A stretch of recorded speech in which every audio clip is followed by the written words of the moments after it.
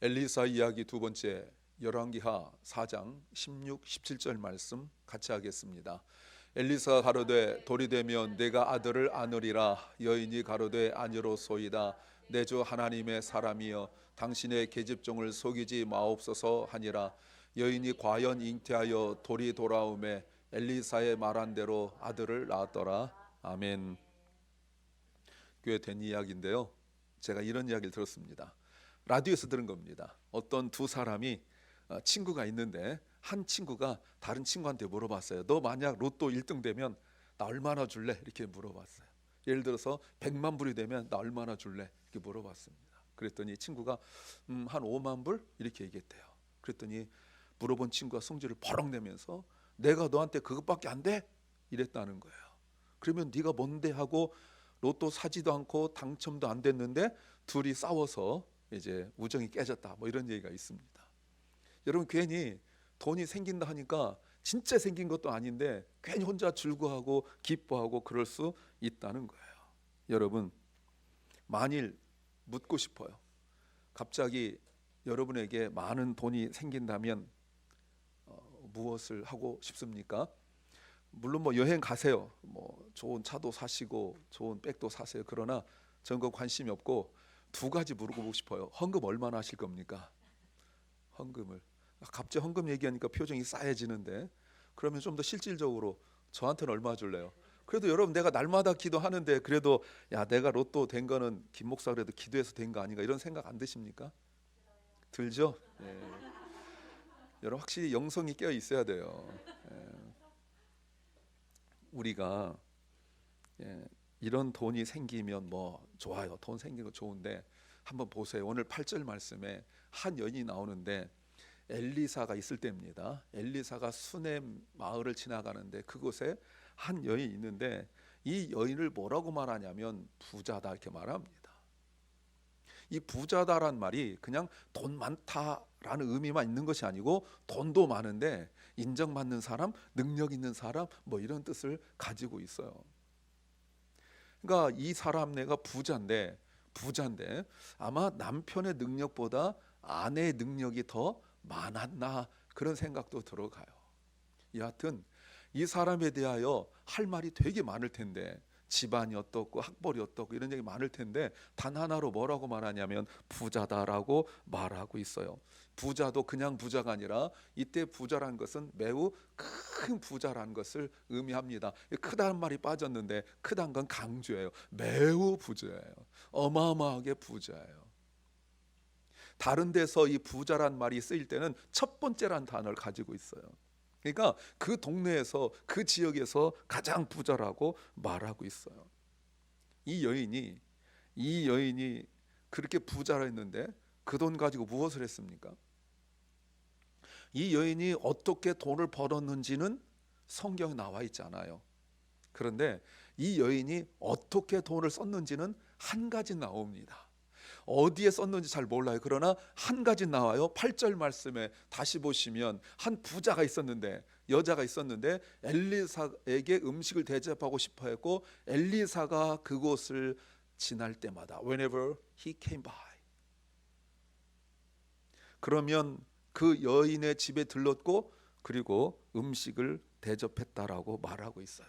이것뿐이 아닙니다. 10절 말씀에서는 이렇게까지 말하고 있죠. 남편에게 말하기를 옥상에 작은 방 하나를 만들어서 여기다가 침대와 탁자와 의자와 그리고 램프를 놓고 엘리사가 올 때마다 쉬어가게 합시다라고 말하고 있어요. 여러분, 이것은 큰 돈 들어간 건 아니에요. 부자들에겐 더더욱 그렇죠. 다만 부자에게 귀찮은 일일 뿐이에요. 그런데 이 여인이 돈을 쓴 내용을 이야기하고 있어요. 한두 번은 가능하겠지만 어떻게 매번 whenever 매번 그렇게 할 수가 있느냐는 거예요. 여러분, 이 여인이 돈 많은 부자이지만 돈을 사용할 줄 아는 사람이라는 것이 바로 큰 부자란 겁니다. 그러니까 다른 데서 큰 부자와 오늘 본문에 말한 이 여인의 큰 부자는 다른 의미를 가지고 있어요. 다른 곳에서 큰 부자는 돈을 많이 가지고 있는 사람이란 뜻이고, 오늘 본문의 큰 부자는 돈은 있는데 돈을 잘 사용할 줄 안다는 거예요. 왜냐하면 오늘도 그렇고 오늘날도 그렇고 예전에도 그랬고, 특별히 오늘 본문에서 나오는 시대적 배경 속에서 돈 많은 사람이 많이 썼겠지만 돈을 잘 사용하는 여인이 이 여인이기 때문에 성경은 강조하고 있어요.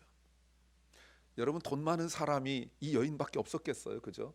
많단 말이에요. 오늘도 돈 많은 사람 많잖아요. 그런데 여러분, 성경은 이 여인에 대하여 돈을 사용할 줄 아는 오직 유일한 사람이라는 것을 강조하고 있죠. 지난주도 말씀드렸지만 지금 이 시대는 신앙적으로 매우 어려운 때예요. 아합 왕, 여호람 왕을 지나면서 신앙적으로 매우 어려울 때예요. 오늘 본문에 나오는 남편의 모습도 그렇게 신앙적으로 믿음이 좋아 보이지도 않아요. 이 여인이 급하게 엘리사 선자에 가려고 그러는데 남편이 이렇게 말합니다. 뜬금없이 뭐라고 말하냐면, 남편이 아내에게 물었어요. 왜 하필 오늘 그에게 가려고 합니까?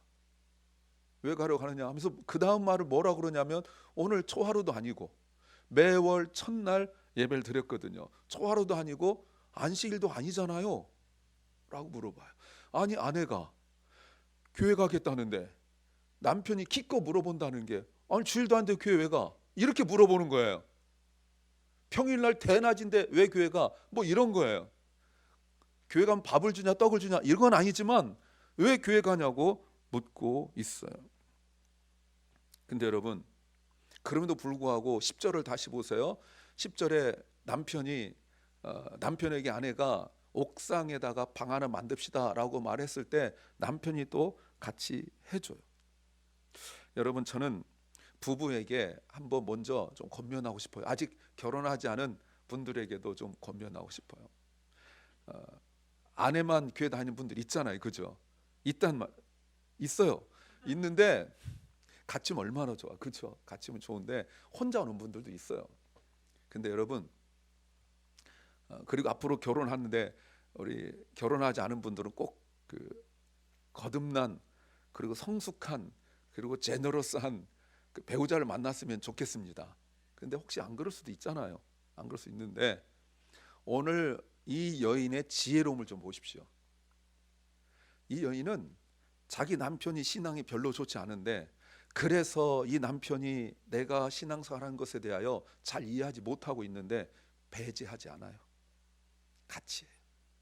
여러분, 이 정도 옥상에 방 하나 드리는 거 이 여인이 할 수 있거든요. 그런 정도 돈 있거든요. 그런데 일부러 남편한테 만들어 주자고 이야기하고 있어요. 그래서 우리 아내들에게, 혼자 신앙생활하고 있는 아내들에게 그렇게 가르치고 싶어요.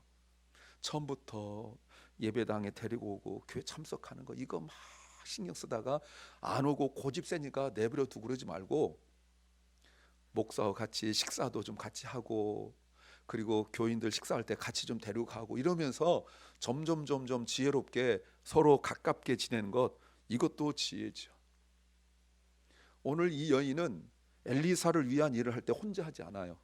꼭 남편을 데리고 같이 하고 있어요. 근데 이렇게 부자인 이 여인이, 능력이 있는 이 여인이 해결하지 못한 문제들이 오늘 본문에 나와요. 여러분, 돈 가지고도 엄청나게 부자인데 해결하지 못해요.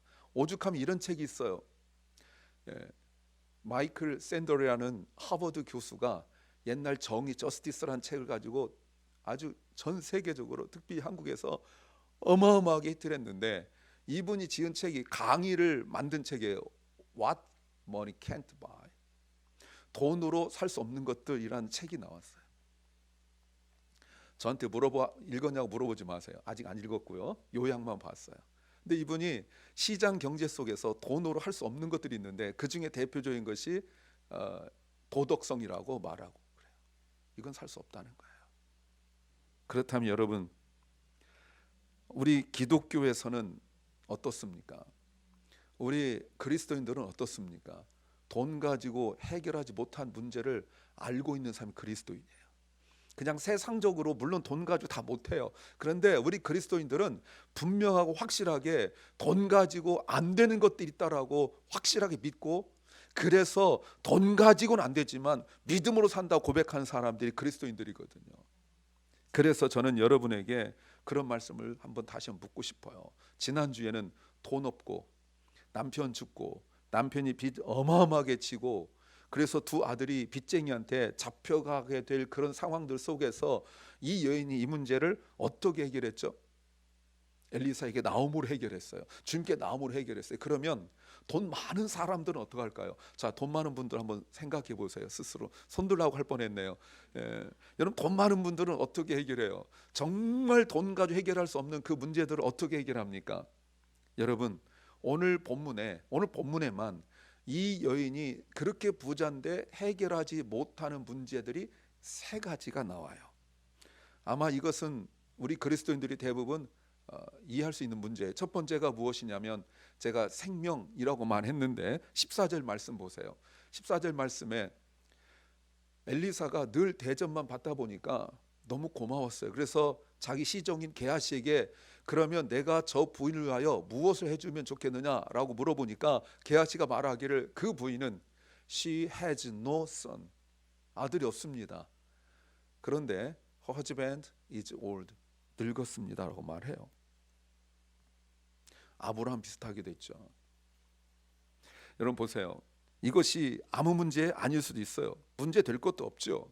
그러나 이때는 매우 중요한 때예요. 매우 중요한 때예요. 지금도 여러분 그런 경우는 조금 있지만 그래도 많이 사라졌어요. 근데 라떼는 제가 어릴 때는 주변에 이런 분들이 있어요. 후남. 어르신 이름이 후남이에요. 후남. 후남이 뭔지 아세요? 뒤후 남. 뒤에는 아들 낳기를 원하는 후남. 제 후배 중에 하나 아이는 영어 이름이 영어가 애나 같은데 한국말로 안나예요. 더 이상 딸을 안 낳겠다는 아버지의 강력한 의지가 있는 거죠. 실제로 그런 일도 있었어요. 근데 지금은 이때 당시는 만만한 때가 아니에요. 남편도 대단하죠. 남편도 부자인데 아들이 없는데 자기 늙었는데 가서 다른 여인한테 아이를 안 낳아요. 우리가 알고 있는 사무엘 아버지조차도 레위인이었는데 아들을 자기 아내가 못 낳는다고 다른 여인 데리고 들어와서 아들을 낳을 정도였거든요. 그런데 이 남편도 대단하긴 해요.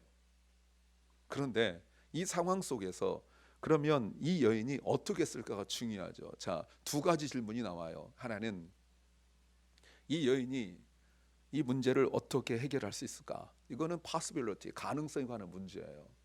또 하나는 만일 이 여인의 문제가 해결된다면 그것이 어떻게 해결되었을까? 방법에 관한 문제죠. 이 두 가지 문제를 오늘 우리가 풀어야 돼요. 하나는 가능성과 하나는 방법이에요. 물론 이것은 세상적 방법으로 가능성 없어요. 요즘처럼 의학이 발달한 때도 아니고 가능성이 없어요. 이거는 nothing이에요. 제로예요. 그 방법이 뭐냐? 정상적으로 부부 사이에는 해결할 방법이 없습니다. 그러면 다른 방법을 찾아야 돼요.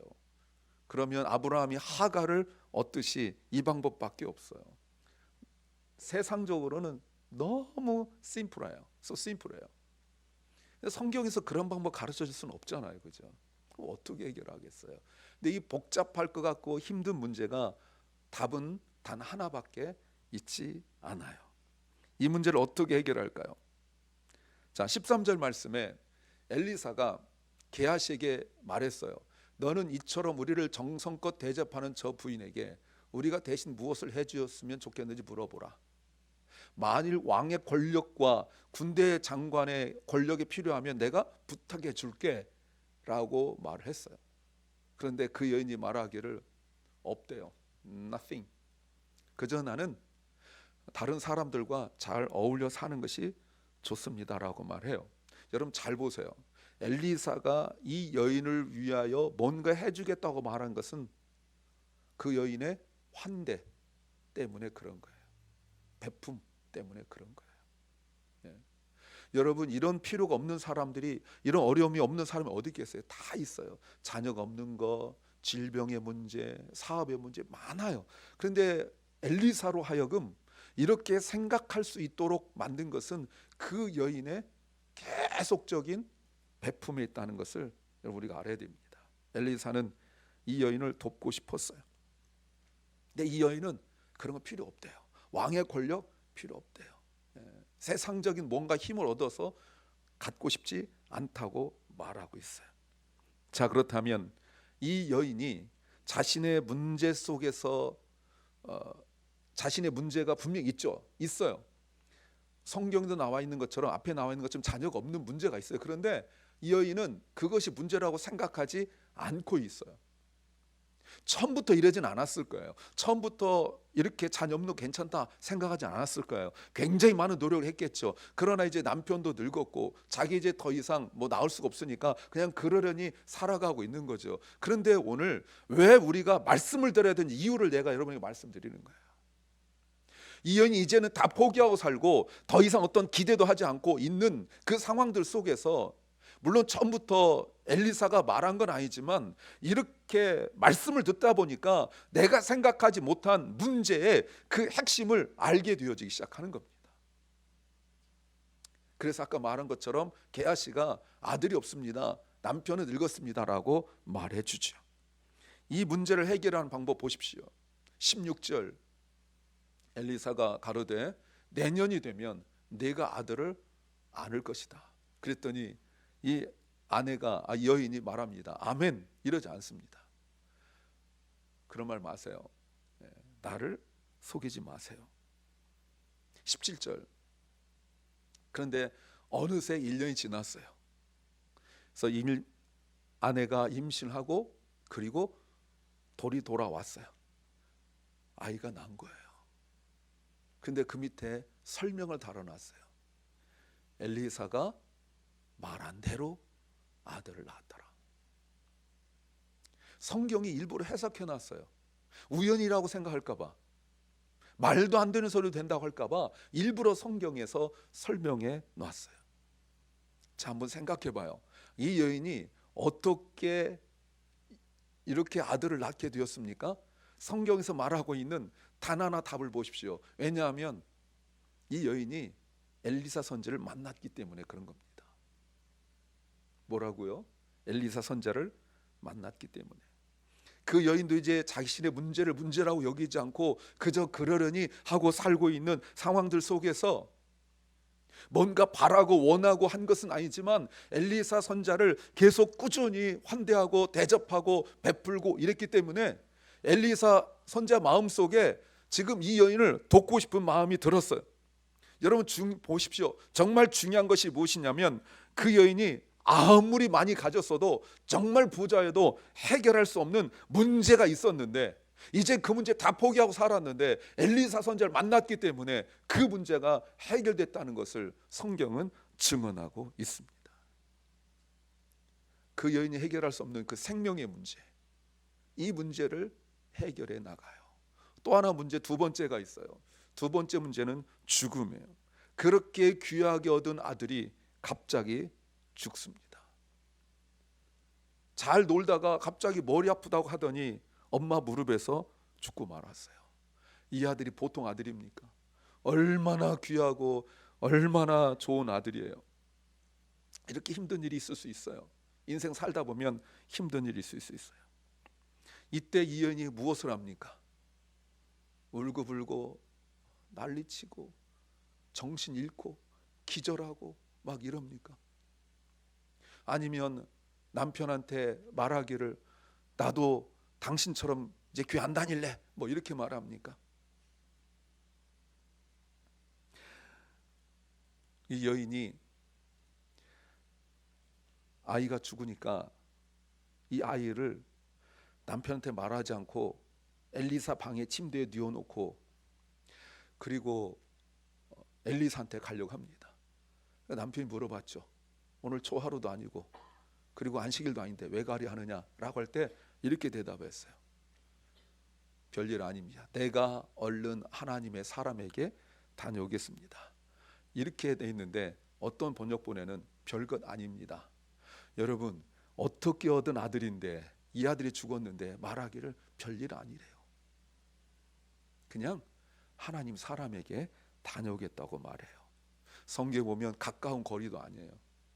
굉장히 먼 거리입니다. 그거를 나귀를 타고 종한테 말하기를 내가 스탑이라고 말하기 전까지는 달려라 하고 막 달려가요.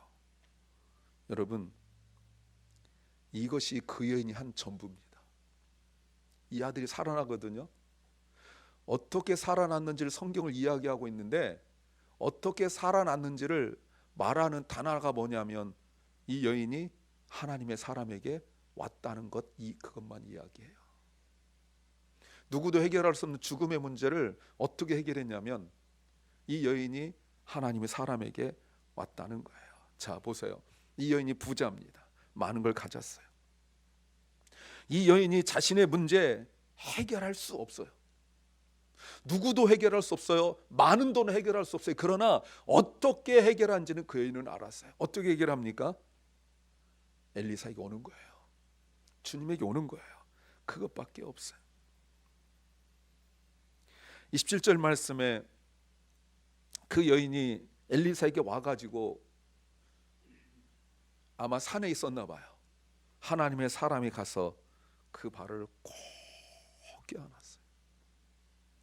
남편에게 부정적인 말 하지도 않고 사람들에게 떠들지도 않고 입 꼭 다물고 하나님의 사람에게 와서 그 발을 꼭 안았을 뿐이에요. 사랑하는 여러분, 지금 이 여인이 그렇게 부자인데도 해결하지 못하는 두 가지를 여러분에게 말씀을 드렸어요. 뭐 이것뿐이겠습니까? 질병의 문제도 해결할 수가 없죠. 또 늙어가는 것도 해결할 수 없잖아요, 그죠? 돈을 해결할 수 없는 게 많아요. 그런데 세 번째 문제가 있어요. 자녀 문제예요. 오늘 아이를 낳지 못하는 것도 자녀 문제고 아이가 죽은 것도 다 자녀 문제예요. 부모들은, 저를 포함하여 부모들은 알죠. 정말 해결할 수 없는 것 중 하나가 자녀 문제입니다. 자녀 문제는 부모들이 해결할 수가 없어요. 오늘 여인을 보십시오. 자녀가 없으면 없어서 문제, 있으면 있어서 문제. 내 마음대로 되는 게 하나도 없어요. 물론 부모 마음대로 될 수도 없고 됐어도 안 되겠지만 여하튼 좀 그래요. 자녀가 없으니까 처음에는 힘들었겠지만 지나면서 점점 포기하게 되어서 죽은 사람을 살릴 수 있는 엘리사 선지 앞에서 별 일 없습니다 라고 말하게 되어지고, 잘 키우다가 아무런 이유도 없이 죽어버린 것도 바로 자녀의 문제예요. 돈이 많아도 어렵고 돈이 없어도 어려운 것이 자녀 문제예요. 예전에도 말씀을 드렸지만 제가 신학하기 전에 한참 과외 현장에서 뛰고 있을 때 제 눈앞에서 부모가 아이를 막 혼나면서 우리가 너한테 얼마나 많은 걸 해줬는지 몰라 너? 하고 막 뭐라 하니까 맨날 돈만 주면 뭐해? 하고 소리 빽 질러요. 그 돈 나눠줬으면 좋겠는데, 나 돈 벌러 왔는데 그렇게 돈 많이 주고 엄마 아빠가 소리 지르면서 우리가 뭐하러 그렇게 돈 많이 버는 줄 아느냐? 너를 위해서 그런 거잖아. 그랬더니 이놈이 하는 말이 돈 많으면 뭐해? 돈 없는 분들 무슨 말인지 모르지만 돈 많으면 뭐해? 소리를 빽 질렀어요. 근데 부모가 또 돈이 없으면 이 녀석 조금만 밀어주면 될 것 같은데 돈이 없으니까 또 좀 한계를 느끼잖아요. 근데 돈이 많든 돈이 없든 이 문제 해결할 수 있는 방법이 없단 말이에요. 인격을 말하는 것이 아니에요. 부모 사랑을 말하는 것이 아니에요. 근데 이 여인이 이 문제를 어떻게 해결해 나갔습니까? 하나님의 사람에게 오는 걸 해결했어요. 부모로서 돈이 있든 없든 이 여인이 해결한 단 한 가지는 하나님의 사람에게 오는 거예요. 우리가 그 여인과 다른 것이 무엇입니까? 여러분, 이 여인은 문제가 생기면 누구한테 갈 줄을 알았어요. 이 여인은 사람의 힘으로 할 수 없는 문제를 만나면 그 문제가 어느 정도인지 따지고 생각하지 않고 그 문제가 생기면 하나님의 사람에게 왔고 그 여인은 주님께 더 가까이 나왔다는 거예요. 보편적으로 대부분 어떻게 하냐면 무슨 문제가 생기면 다른 사람들에게 우리는 말하느라고 바쁩니다. 이런 일 있어 저런 일 있어 말하느라고 바쁜데 이 여인은 그런 말 하지 않았어요. 다만 하나님의 사람에게만 달려왔어요. 아무 소리도 하지 않았어요. 여러분, 성경에도 보면 그 여인이 와서 엘리사의 발만 꽉 붙들고 있고 막 울면서 내가 이렇게 말하지 않습니다. 사랑하는 여러분, 분명히 그럴 수 있는 상황은 아니에요. 누구도 해결할 수 없는 정말 어려운 상황이에요. 근데 이 여인이 해결할 수 있었던 단 한 가지는 하나님께 나온 것으로 우리가 말씀을 보고 있습니다. 이 여인이, 여러분 보세요. 16절 말씀에 이 여인이 말했던 거 보세요. 엘리사가 말하기를 내년에 네가 아들을 낳을 것이다. 여인이 말하기를 아닙니다. No. 내 주 하나님의 사람이여 당신의 계집종을 속이지 마세요. 농담하지 마세요. 놀리지도 마세요. 말도 되지 않는 소리 하지 마세요. 헛된 기도하지 않도록 해주세요. 말씀을 들었지만 이 여인의 반응이 이랬어요. 그러나 결국은 하나님의 말씀대로 되었잖아요. 그죠? 그리고 난 이후에 이 여인이 처음으로 그 다음에 맞닥뜨린 문제가 자녀가 아들이 갑자기 죽은 문제였어요. 더 큰 문제라고 볼 수 있죠. 처음에는 속이지 마세요. 그런 일 없어도 괜찮아요 라고 말했던 이 여인이 더 큰 문제가 만났는데 그 사이에 변화된 그 여인의 모습을 보여주고 있는 겁니다. 아무 소리 하나 안 하지 않고 주님께 나와 그 여인의 발을 주님의 발을 붙든 거예요. 하나님의 사람의 발을 붙든 거예요. 사랑하는 여러분, 우리는 이제 이 여인과 많이 다릅니다. 우리는 예수님을 아는 사람들이에요. 우리 예수님이 하신 많은 일들이 있지만 가장 큰 일이 무엇입니까? 죽음의 문제를, 죄의 문제를 해결하신 거예요. 누구도 해결할 수 없는 그 문제, 단순히 죽은 사람 살리는 정도의 문제가 아니라 영원한 우리의 죄, 영원한 우리의 사망의 문제를 해결하신 분이 바로 예수 그리스도예요. 아무리 많은 돈으로 해결할 수 없는 문제를 예수 그리스도는 자기 자신을 제물로 삼아서 우리의 죄의 문제, 그리고 우리의 죽음의 문제를 해결하셨어요. 우리 기독교가 다른 종교와 많은 차이가 있지만 그 중에 가장 큰 차이, 본질적 차이, 아무리 다른 종교에서 애를 쓰고 해도 해결할 수 없는 문제가 바로 죄와 사망의 문제예요. 이 문제를 해결하신 거예요. 그러므로 우리가 어떤 한계를 만나면 만날수록, 어려움을 만나면 만날수록, 그 문제 때문에 절망감을 느끼면 느낄수록 더욱 우리가 그리스도를 가까이 될 이유가 바로 여기에 있습니다. 사랑하는 주님의 성도 여러분, 어려울 때, 힘들 때뿐만 아니라 우리가 늘 주님을 가까이 하시길 소망합니다. 우리가 특별히 예배 올 때, 기도에 올 때 어떤 기도를 가지고 있습니까? 여러분, 어떤 기도를 갖느냐 안 갖느냐가 매우 큰 차이를 가지고 있어요. 이런 기대와 소망이 없으니까 예배와 기도에 자꾸 빠지게 돼요. 처음에 물론 열심히 몇 번 나왔죠. 나왔는데 별로 크게 내 인생에 변화가 일어나지 않는 거예요. 그럼 어떻게 되죠? 점점 안 나오게 되죠. 물론 목사 때문에 한두 번은 나올 수 있겠지만 그것도 한두 번이죠. 왜요? 아무 일도 일어나지 않기 때문에. 그러나 여러분, 한 가지 분명하게 아십시오.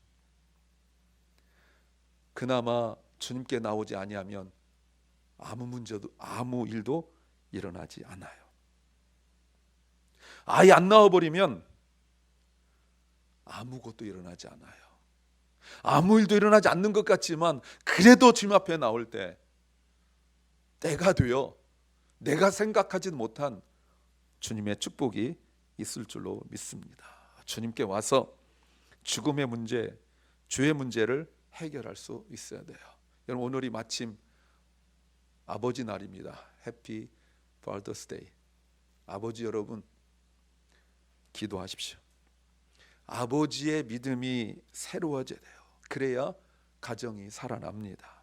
부모들은 주님을 사랑하고 주님을 가까이 하고 어려운 문제를 닥칠 때마다 주님께 와서 엎드리는 모습을 우리가 보여줄 때 우리가 자녀들에게 보여줄 수 있는 가장 큰 선물이라고 믿습니다. 우리가 주님 한 분만으로 충분하다고, 내가 가진 이것은 너 잘 먹고 너 잘 살아고 내가 돈 버는 것이 아니라 내가 이렇게 돈을 버는 것은 하나님이 나에게 주신 기회이고 이것 가지고 하나님을 하려 하는 하나님 뜻이 있다는 것을 말해줄 수 있어야 돼요. 그래야 자녀가 살아나요. 그래야 온 가족이 주님 앞에 설 줄로 믿습니다. 사랑하는 여러분, 다시 한번 결단하십시오. 돈으로 해결할 수 없는 문제 많습니다. 그러나 그 문제는 주님께 나와 엎드려서 주의 은혜를 받고 해결받는 주의 은혜를 누리시기를 주의 이름으로 축복합니다.